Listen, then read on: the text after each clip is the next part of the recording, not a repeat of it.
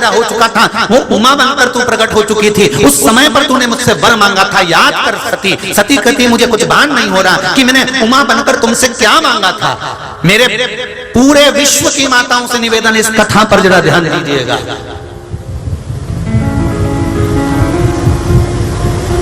ये कथा अभी तक नहीं मिली आपको, जो परली बैजनाथ से आपको श्रवण करने को मिल रही। मेरी बहनों को, मेरी माताओं,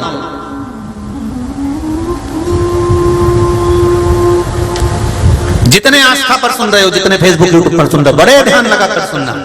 सती, तू 7 दिन तक जल नहीं चढ़ा सकी, आराधना नहीं कर सकी, तो तू रो रही है। तू याद तो कर, तू उमा बनकर प्रकट हुई थी। मुझको लोग उमापति भी कहते हैं।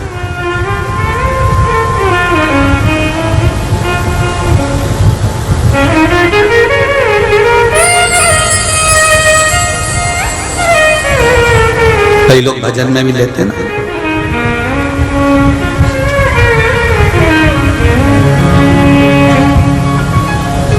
उमापति रखियो मेरा,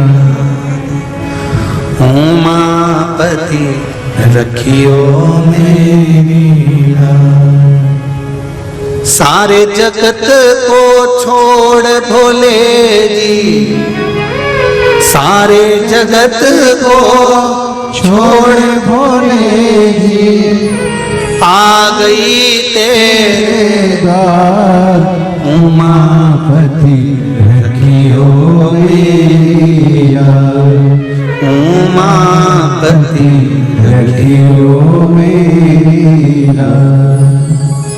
तन मन धन सब तेरे अर्पण, पाप पुण्य सब तेरे अर्पण, यह जीवन भी तेरे अर्पण।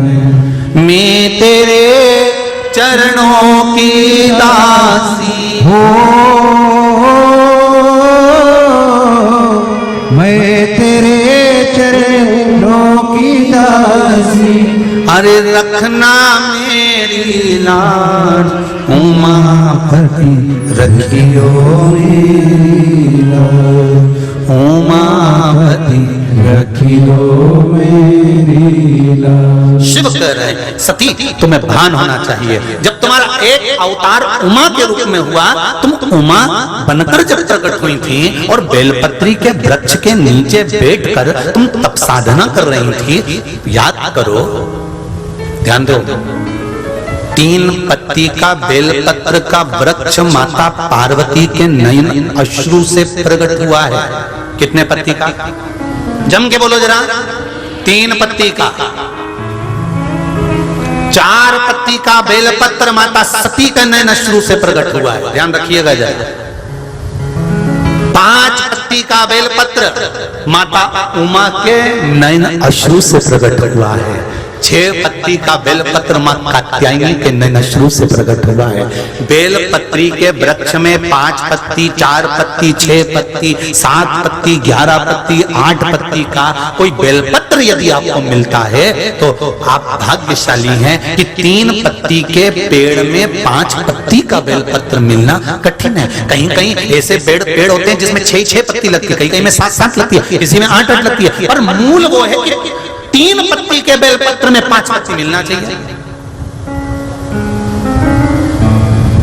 3 पत्ती का जो बेलपत्र का वृक्ष है उसमें 4 पत्ती मिलना चाहिए। 3 पत्ती के बेलपत्र के वृक्ष में 6 पत्ती मिलना चाहिए। 3 पत्ती के बेलपत्र के वृक्ष में 8 पत्ती मिलना चाहिए। मूल वो है। कई लोग कहते हैं 6 पत्ती का बेलपत्र का वृक्ष हमने लगा लिया, उसमें 6 पत्ती लगे, वो बात अलग है। पर 3 पत्ती के बेलपत्र के वृक्ष में जब 4 पत्ती मिले, 5 पत्ती मिले, 6 पत्ती मिले, मतलब 3 पत्ती का जो बेलपत्र का वृक्ष है वो माता पार्वती जी के अश्रु का है। पार्वती जी के ही उस पौधे में जब उमा, सती, कात्यायनी इनका पत्ता प्राप्त होता है तब वो जीवन को सुख प्रदान कर देता है। उस पत्ते की जरूरत पड़ती है।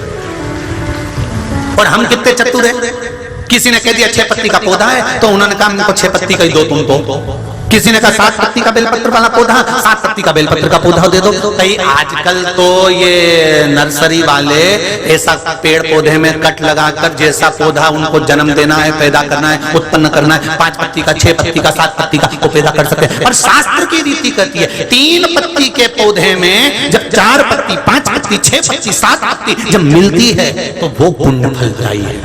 ये क्रॉस कर बनाई हुई नहीं, जैसे देसी गाय और जर्सी गाय अंतर है कि नहीं? अरे बोलो तो जम के है, जर्सी गाय का कितना ही दूध पी लो कई फायदा होए,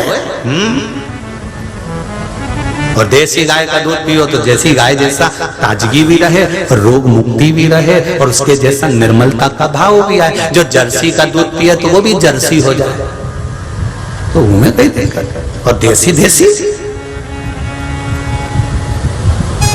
जर्सी क्रॉस करके बनाई गई गाय और देसी देसी। उसी तरह कितनी पत्ती का बेल, बोलो बोलो जरा जन के, 3 पत्ती वाले बेल, ये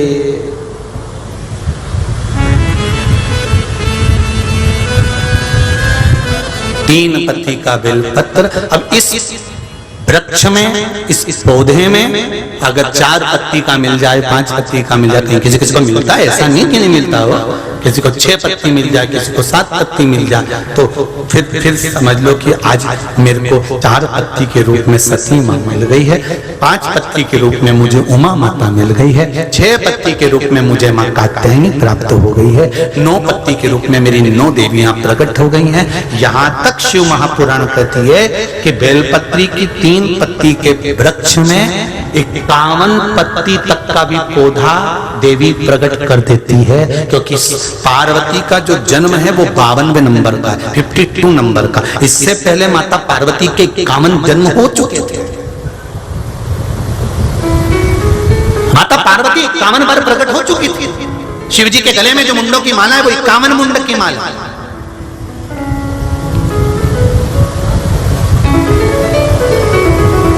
चार पत्ती का जब बेलपत्र मिलता है तो 4 पत्ती के बेलपत्र को शंकर जी पे चढ़ाकर 1 लोटा पानी नहीं चढ़ाया जाता।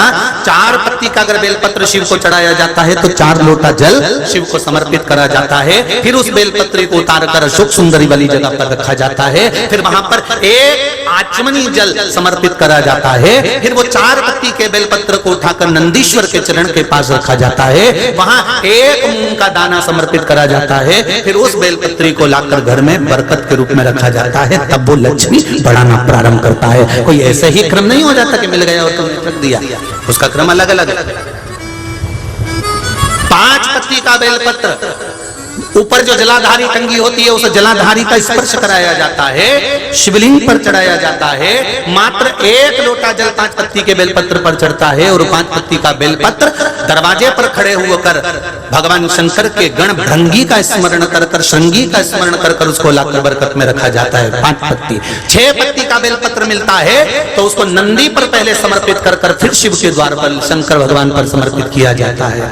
फिर 1 लोटा जल समर्पित कर 1 चावल का दाना चढ़ाकर उस बेलपत्री को लाया जाता है, बरकत स्थान पर रखा जाता है। 7 पत्ती का बेलपत्र मिलता है, उसका नियम अलग। 7 पत्ती के बेलपत्र को बेलपत्र के वृक्ष के नीचे ही शिवलिंग का निर्माण कर पूजन किया जाता है और वहां पूजन कर 7 पत्ती के बेलपत्र को शिव को चढ़ाकर फिर अपने घर में रखा जाता है। 8 पत्ती का बेलपत्र यदि प्राप्त होता है तो उसको पहले जो जलाधारी का भाग है, नीचे तटी भाग है जहां शिवलिंग रखा हुआ है, माता जी के उस भाग पर रखा जाता है। उसके बाद में शिव को चढ़ाया जाता है। 1 लोटा जल चढ़ाकर मात्र चंदन लगाकर उसको लाया जाता है। 9 पत्ती का बेलपत्र यदि किसी को प्राप्त होता है, कभी मौका मिले ना तो देखो, अब सीहोर में कभी कथा हुई तो आपको 1 पत्ती से लेकर 21 पत्ती तक के बेलपत्र का दर्शन, 3 पत्ती वाले वृक्ष से ही जो पत्तियां प्रकट हुई हैं, 1 से लेकर 21 तक के पत्ती के दर्शन आपको सीहोर जब कथा रहेगी कभी तो ऑनलाइन कथा में हम खुद व्यासपीठ से दर्शन कराएंगे कि इतने पत्ती तक के भी बेलपत्र का दर्शन होगा। अभी 21 तक तो बाबा के पास पहुंच गई, अब इससे आगे भी पहुंच जाएगी विश्वास।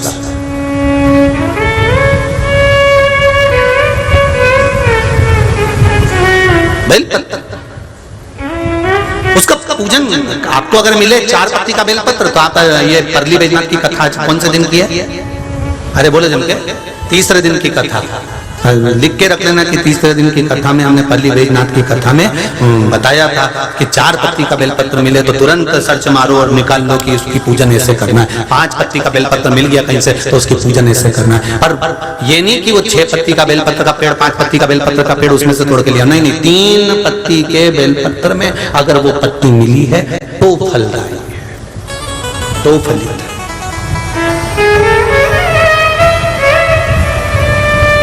अंतर देखना है और अच्छे से समझ लो।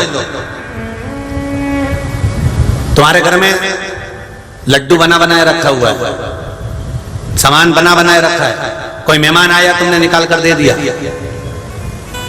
अतिथि को वो सामान दिया तुमने, उसने लड्डू खाया, मिक्सचर खाया, सेव खाया, बिस्कुट खाया, पर जब विशेष कोई अतिथि आता है तो तुम वही लड्डू, वही मिक्सचर, वही सेव नहीं देती, अलग से सीरा बना के, खीर बना के, सेवैयां खीर बना दी, कोई सामान बना दिया, तब देते हो। फिर उसका महत्व बढ़ता है कि नहीं बढ़ता? कि यार ये अतिथि भी मुख्य आया। उसी तरह 3 पत्ती के वृक्ष में, बेलपत्री के वृक्ष में, 3 पत्ती के बेलपत्री के वृक्ष में जब 4 पत्ती, 5 पत्ती, 6 पत्ती, 7 पत्ती, 8 पत्ती बेलपत्री की जब प्राप्त होती है तो वो फल करती है, उसका सुख दूसरा।